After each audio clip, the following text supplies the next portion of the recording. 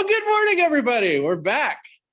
It seems like it's been a really long time since we've had a mini session. I want to say probably last summer-ish, maybe, is when we had one of these sessions.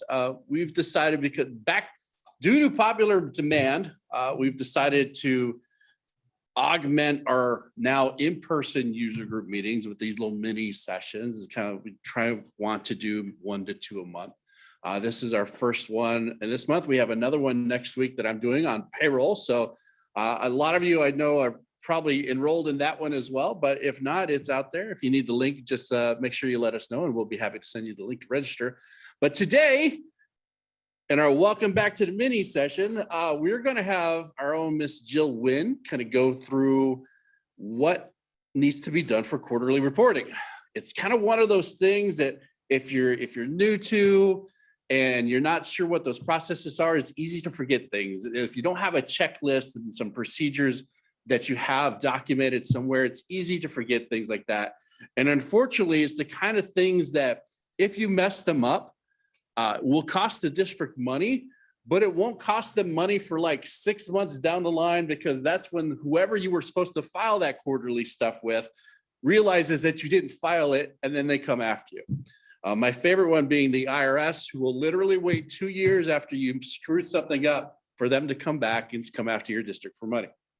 So today, Jill is going to talk to us about quarterly reports, kind of walk through some processes. We have a sample district that was nice enough to kind of let us use some of their basic information. So this is real district information. Of course, all the identities have been scrubbed to protect the innocent. So with that, I will go ahead and turn it over to you, Jill. Tell us all about quarterly reports. All right, this is going to be so exciting. Basically, I'm just kind of going to go through some reporting and maybe some best practices and some tips to help you follow along and be able to complete them better. How's that? First thing that I guess I want to look at when you're doing your payroll is coming up with the ability to save yourself by tracking your numbers as you're going along or during your payroll processing week. Jill, you need to share your screen first. Oh, I got to share. You guys can't see. Hold on. While Jill's figuring out how the screen share works, just want to let everybody know that we do have a number of our staff members on the line here, kind of in the box there. So if you have any questions as we kind of go through the presentation, feel free to go ahead and type those into the chat and we will answer those as they kind of come along. Or if they're sort of related, someone from our group will go ahead and answer those for you. So feel free to interact with us. We love to chat with everybody. We are a very chatty bunch. Can you see that? There we go. Okay, so like I was saying, when you're processing payroll, you get all of the reports that you need when you're going to be doing your quarterly taxes. You actually have all that information at your fingertips. You just need to be able to track it so that when it comes time to do your quarterlies, you have an easier way to balance. The thing about payroll is if I process a payroll today, and I have my numbers today, as I move along in the course of the year and I do a void, the numbers from today's payroll are modified because down the road I've done a void. So you need to keep something that tracks those numbers along the way to make your life a little easier. What I've done is I've kind of stole from some other districts and people around at different types of ways to track the data on a regular basis. This is an example that you might do on a specific every payroll. You put your pay period and your pay date information on it, and then you're basically tracking all of those checks to your various vendors. Your taxes, your ASRS, if you have TSAs, anything that pertains to your vendor payments, you can track here and be able to have it quicker access. It also gives you, you can put comments if something affected a specific payroll. It's 6 months to a year down the road when the auditors come in and ask you why you did something you did on a specific payroll. These can help you to get better information. Remember what you were doing. The other part that I like to have districts do is a spreadsheet. So this is a recap Excel spreadsheet. I strongly recommend that your payroll does something like this. I have a couple of different examples from very simple, keep it simple, to a bigger district that might have more involvement, need more data. If I'm looking at this one from the past year, every pay period, we put in here the settlement date, how much your federal taxes were, etc., and recap it for my deposits. Now I know that I'm in balance when I processed my payroll. This number comes directly from Visions, and I'll show you some of the reports where you can gather this to make it a little bit easier. But as the year goes on, I'm able to track what I'm doing. I also have the ability to put in a void. If I do a void payment, when you void something in payroll, you have to absorb it in an upcoming payroll. You have to make a notification to ASRS. You have to deal with your taxes. Having a spreadsheet gives you the ability to include that in the pay period or near the pay period where you absorbed it, again, to keep you balancing come the end of the quarter. I do have a couple of examples of some spreadsheets. A district that's a little bigger might have a little more data.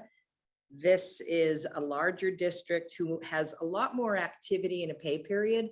Typically, they might have voids and adjustments. So their spreadsheet looks more complicated, but come the end of the year, all of these colored lines balance to their sheet. Again, reading somebody else's Excel spreadsheet doesn't always do you the best, but understand the purpose behind it. I have another one. So this particular district tracks it along the way, and here's their adjustments. They had a couple of adjustments that they needed to take on certain pay periods. It all's reflected here to bring down their quarterlies at the end of the month. So takeaway is you want to create some sort of a trackability so that you can adjust your quarterlies, and when you get to the year end, doing your W-2s will be in balance because you've watched it along the way. Now let me show you in Visions. Basically, if you don't keep some sort of a spreadsheet, something that gives you the ability to balance, when it's time to do quarterlies, you're going to have to pull that information and find it either using your invoice processing to get your invoices, to know your deposit information from your settlement, or some of the other reports. Now, there were a couple others that work fairly decent. So I do want to address something somebody said, that they didn't use a spreadsheet and they instead used something like a labor summary report, things like that. What would be the I don't know, I would say, what would be the best incentive to use something like a spreadsheet to keep track of this? Having the ability to know your balanced payroll to payroll. So you're balancing along the way versus it's the end of a quarter and I'm running a quarterly distribution to see if I at this point balance. Because the quarterly taxes are not overly involved. They scare everybody, but they're not. It's the data that's coming into them. And if you wait and do it 3 to 4 months later, quarterly ends, it's 3 months, you're into that 4th month, your recollection of what you were doing. And if something occurred that modified it, if you've done voids or whatever, are going to be more confusing. Right. And it's also a good way to keep notes on pay periods, as you know, there's always stuff that happened 2 months ago. I mean, to be honest with you, I can't remember what I ate for lunch today, right, much less whether or not someone, I had to void someone's check last month, or someone changed their direct deposit, or, the taxes didn't come out on this person that should have came out, things like that, little things like that, where you can kind of keep track and you make notations as you go along. And since it's in Excel, you can create formulas so everything just balances for you, right, as time goes on. So it is, and I'm a big proponent of not duplicating stuff that's already in the system, because I hate making records out of things that for which records already exist.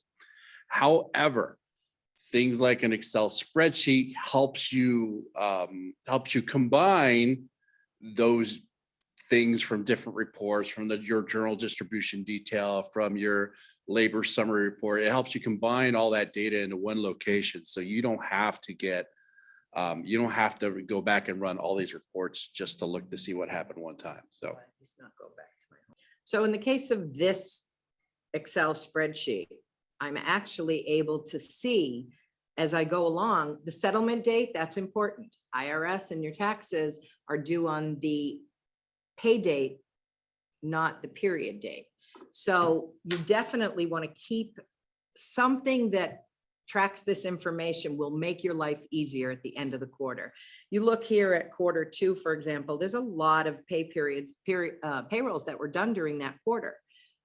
By balancing along the way, I know that when I came to do my deposit on pay period 1, this is what my federal tax deposit should have been. It's a quick check to know you're right in line with where you should be. To gather some of this information, yes, I saw somebody that does use the labor summary report. You also can run your journal distribution detail. I will make this a little bigger. This has all of your totals for your specific payroll as well. Keep in mind when you're looking at this and you're looking at your Social Security and your Medicare, this is your employee journal details. So that is the employee side only. Your liability is twice that because you obviously have your employer piece. But these numbers can directly go on the spreadsheet that I've created. Then I don't have to rerun this report. Your deduction register will also give you that information, just in a different format. Here's my payroll, my retirement. And if I scroll down, there's my Social Security. It's listed twice because employee, employer versus your state tax is only once, etc. You can run these reports when you process payroll, you hold them to do your quarterlies. But the bottom line is when it's time to do your quarterly taxes, you have to be able to balance all of these numbers together to know that you have the right information and the right numbers that you're reporting off to the IRS. So pretty much that's your recap sheet. You want to be able to keep some sort of a recap sheet. I would strongly recommend if you don't know which report you're going to run. Now it's time to do your quarterly taxes. I typically start out with 4 different reports that you want to run for your quarterly taxes. First one is going to be under your quarterly, it's your quarterly accumulation report. And I'm just going to open these up because it'll make it easier. Sorry, I had them open, but it's quicker.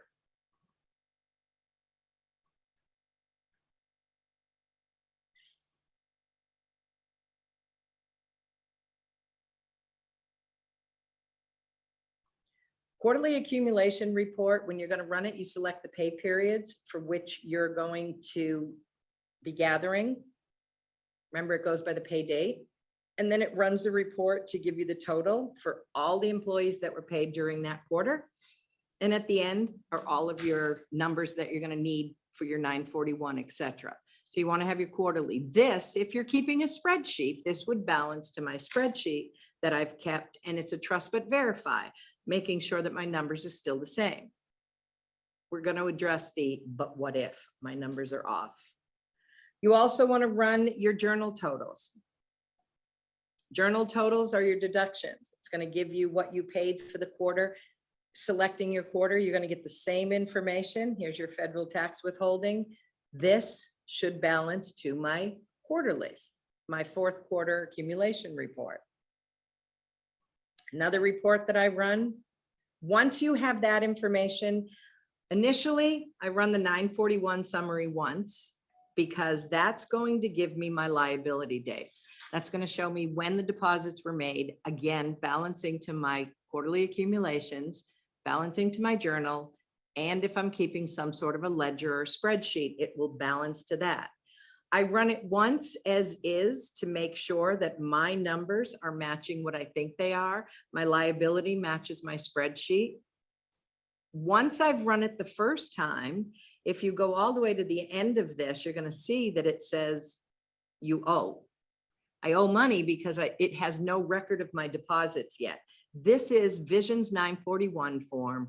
When you run it, it's a moment in time. If I do voids, if I move along during the course of the year and I have voids and I go try and rerun this, these numbers are going to change. When you're in payroll, when you're in pay period 12 and you make a void from pay period 2, it does go back and change these numbers if you were to rerun the report a second time.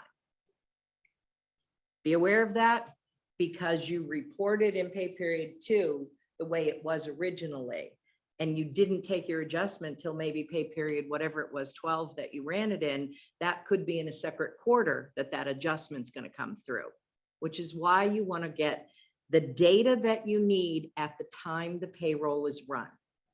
That's really, really important.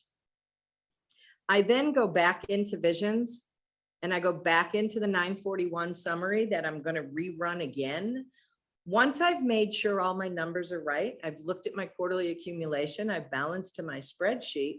When I go back in to run my 941 summary, I'm actually going to fill in my deposit. I'm going to put my deposit amount here so that when I look at my 941 again, it will tell me whether I'm over or under, whether I've paid in enough. And it also will show me if I have some sort of an adjustment for fractions of a cent. Anybody that's been working in payroll and Visions realizes that although numbers and dollars are in 2 digits for cents, Visions can carry it over 4. So there's rounding issues, especially if you're split funding quite a few things. And you could be off fractions of a cent. ASRS is not an even amount. It brings you to that rounding issue of fractions of a cent. By coming back here and running it a second time, once you verified your number, put in your deposits. When you run it, you'll find out what that fractions of a cent is. The IRS does allow you to make an adjustment for that fraction of a cent so that they don't owe you a penny and you don't owe them a penny. So you want to know that information for when you fill out your actual 941s. Again, I can't stress enough. This data will change based on voids. So know that. The other thing that you will need at some point is you're going to need your Arizona unemployment. If you're in Arizona, I know we have a couple that are not in Arizona, so you need your unemployment. The unemployment processing will give us our wage listing for Arizona districts. You do this online. You select what you need. I'm going to go open it.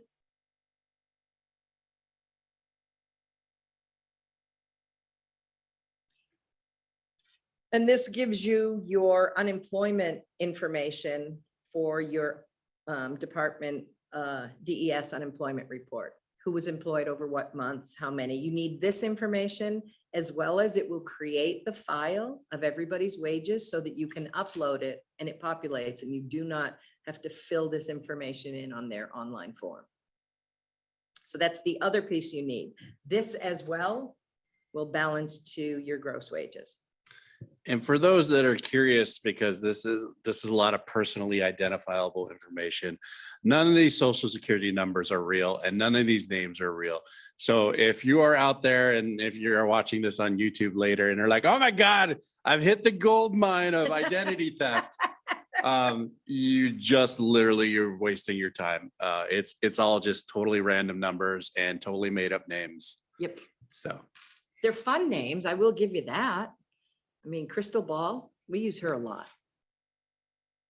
So I'm getting ready to run my quarterlies. I've looked at my spreadsheet. I've looked at my balances and I've run those specific reports. Remember, cover yourself, CYA, you save all your files, you print off what you need to do your world. Now, once that's done, you've gathered your information from Visions, you've balanced it all, you've tracked it along the way, you're ready to do your quarterlies. To do your quarterly taxes, you'll have that information and you'll start filling out your forms. 941 looks exactly like the 941 in Visions as far as the format. You've already printed off your Vision report. You've already run your balance, so you know the information that you need here. Fill it out accordingly. You can save the header every time and not have to recreate it if you want to fill it in like that. The boxes line up. Box 1 on our Visions report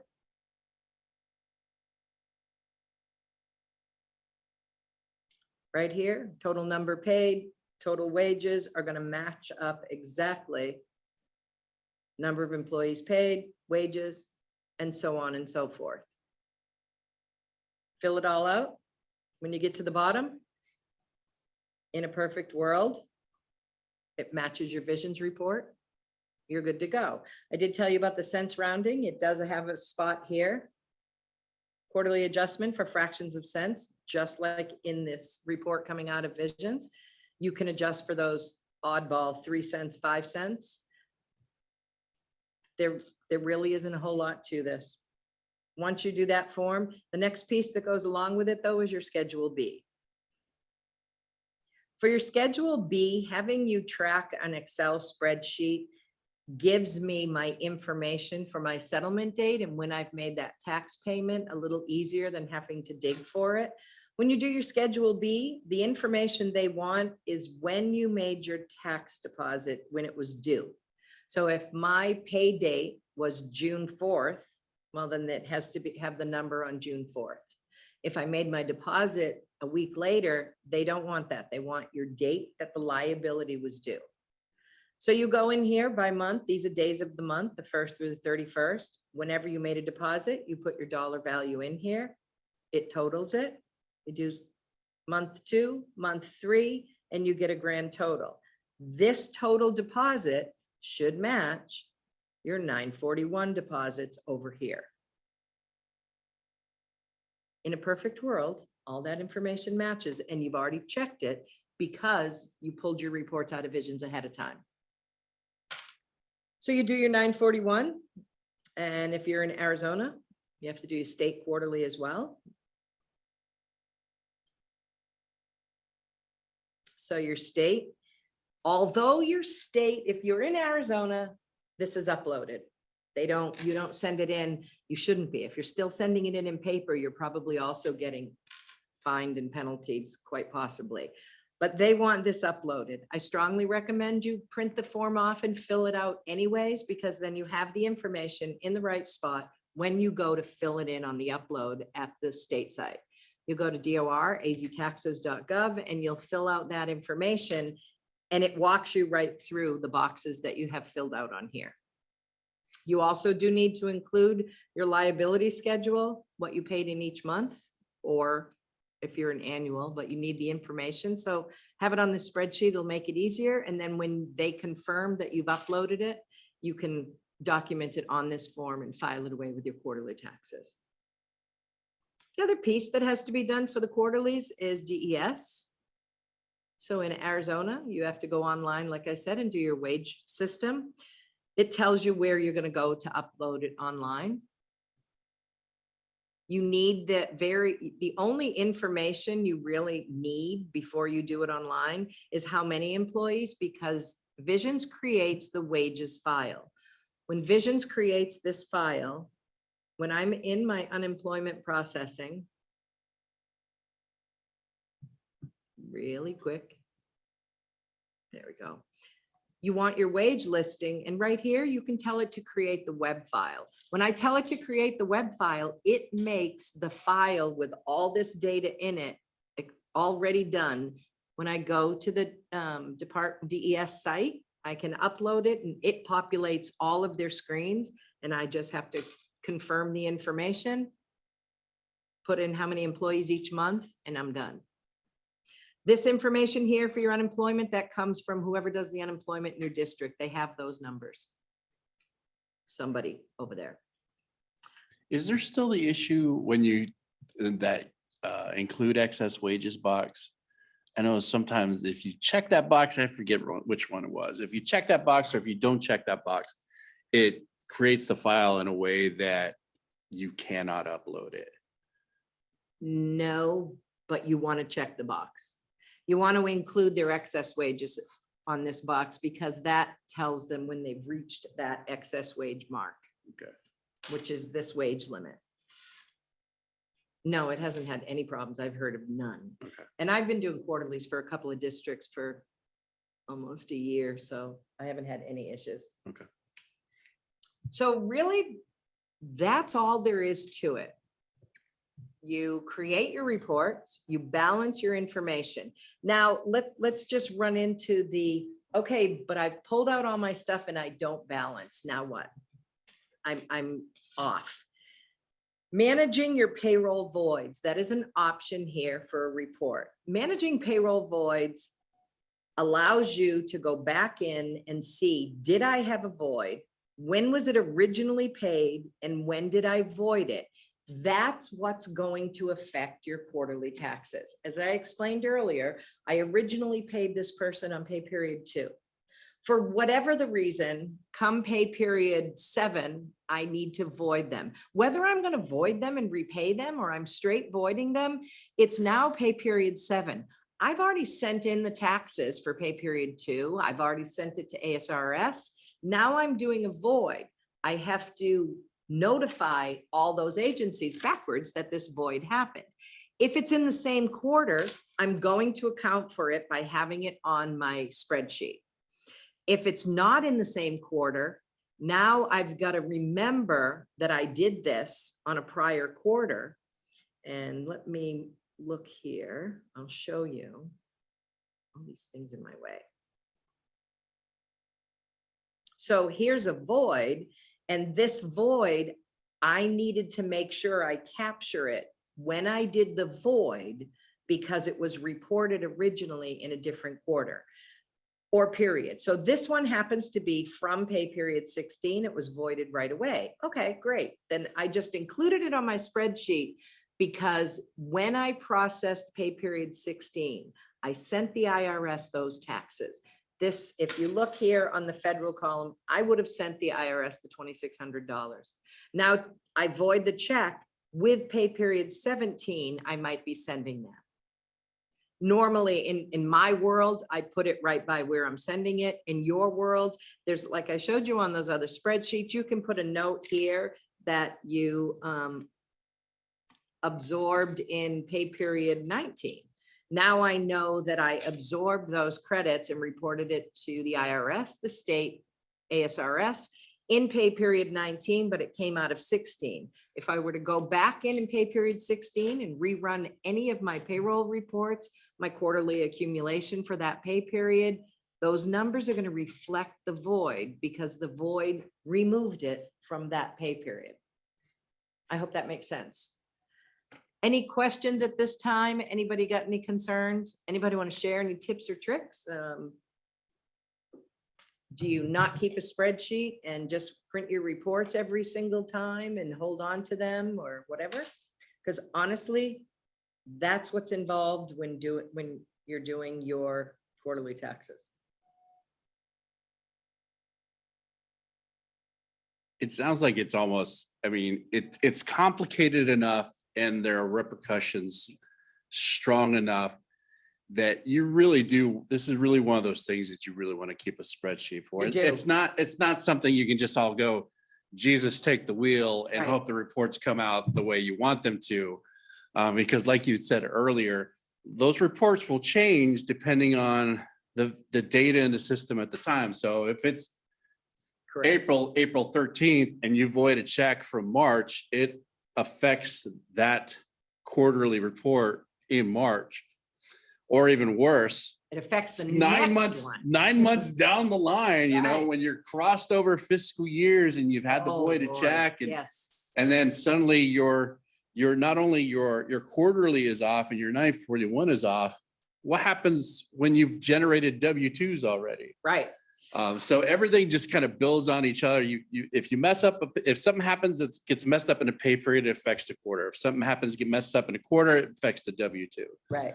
And by keeping yourself a spreadsheet, it's the end of the calendar year. You're getting ready to do W-2s and quarterly taxes. You should do your quarterlies first. Definitely do fourth quarter quarterlies before you do your W-2s. Have a spreadsheet, balance them out. Do not mail those quarterly taxes in, but have them done and calculated so you know that you were in balance. Now go run your W-2 reports, run your W-2 totals, and they should balance to your quarterlies. If you find something that's wrong, you want to make that adjustment on the fourth quarter taxes before you send them in, because that is what the social and Medicare, IRS, they use your quarterly taxes to balance to your W-2s. So what are the timelines for getting these reports done and getting this stuff uploaded? By the end of the month following the quarter end. So our quarters never change. January, February, and March has to be reported by the end of April. April, May, June by the end of July, July, August, September by the end of October, and October, November, December. Well, we all know that. That's January 31st. So you have till the end of the following month. If you've been keeping some sort of a spreadsheet, you will have your quarterly taxes done in a day, less than a day. It's that simple. You run your quarterly reports, you look at your spreadsheet, you're in balance, you are good to go. Fill out your documents and move on. We don't use spreadsheet, but we have a void folder and keep records notes along the way with our deposit confirmation that contains settlement dates and total deposits, along with a copy of our labor summary report. So what this district is doing is keeping all of the data that you can also put on a spreadsheet.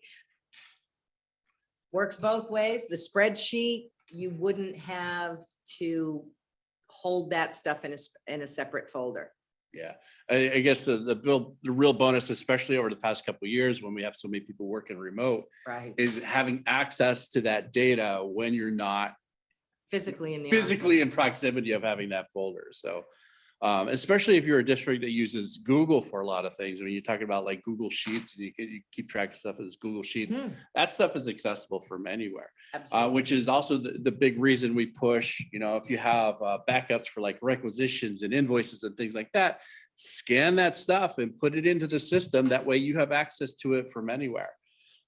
Folder works great. If you're around the folder or you have access to that folder in a timely manner, then that works out for you.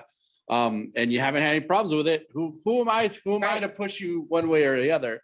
But when you try and think of what are ways that I can make my job easier and more accessible, and in some cases easier to understand, would, you know, if that works for you, then great. Absolutely keep on doing what you're doing. Don't change it if it's not broken, but we do want you to be aware that there's what we consider easier ways or more efficient ways to try and help that process out. And don't forget about the managed payroll voids. I know, you know, there's quite a few people, when I talk to them, they're like, what do you mean managed payroll voids? This is a perfect way to keep track of your voids. It will show up here. If you void something in payroll, it's going to show up here. So it will keep that information where you need it. And you can see when you absorbed it to help your world.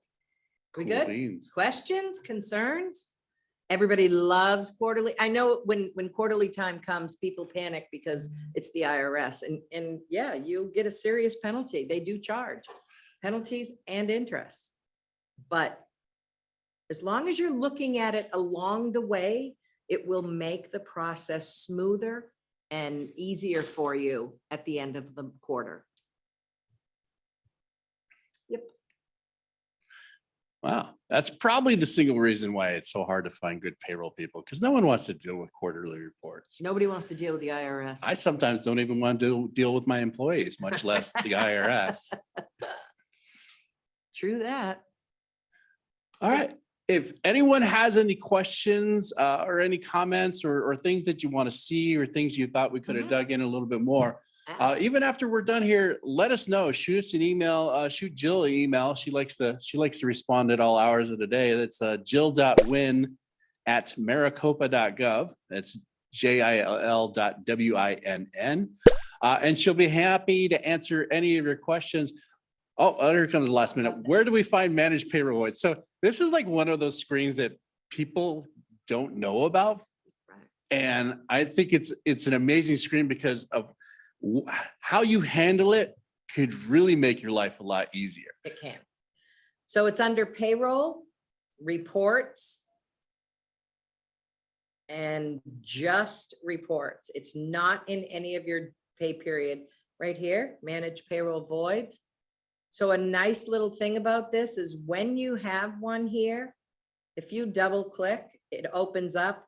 I can change the reporting information field And I can say, I'm going to absorb this in pay period 19. And you can pick your pay cycle. I would hope nobody has a whole lot of pay cycles. I hope you only have like one. But this, I can pick when I want to absorb it.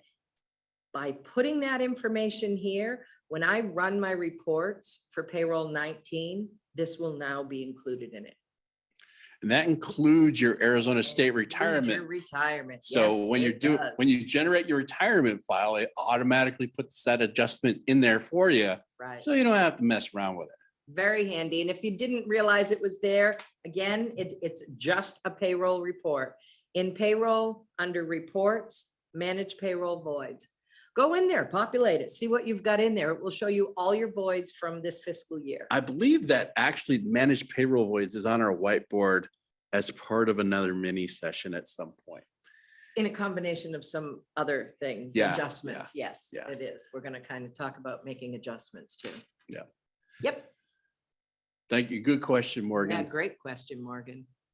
Anybody else? Feel free to type, speak up. We're here. We can hear you. All right, everybody.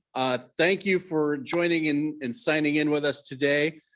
Give us a few days. We'll get this up on the YouTubes for everyone to take a look at later. So if you want to kind of walk through it later, we will have some sample spreadsheets also available when we post this video on YouTube. If you hadn't heard about if you didn't get this information from the minis mailing list, let us know and we can send you the registration for that so you get signed up.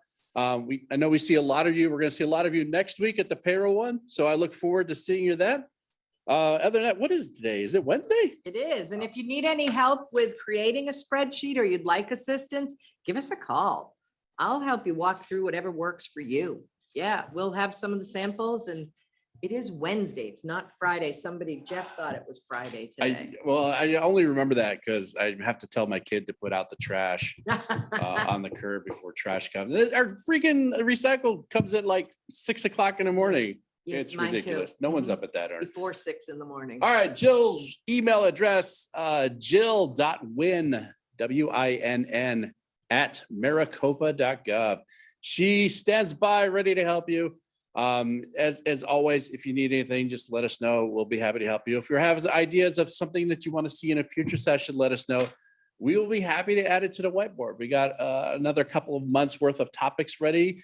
Yeah. Look for those registrations coming in your email soon. I will probably send that out at the latest by mid next week. I'll send out the registration information for the April mini session. So thank you, everybody. Thank you. Have a great afternoon. Have a great week. Take care of yourselves, and we'll see you next time. Thank you all.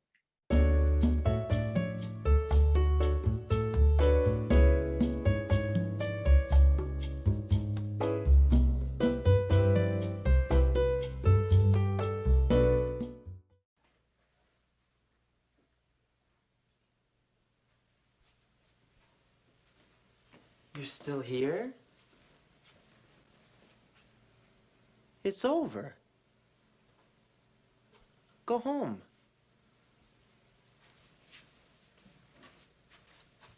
Go.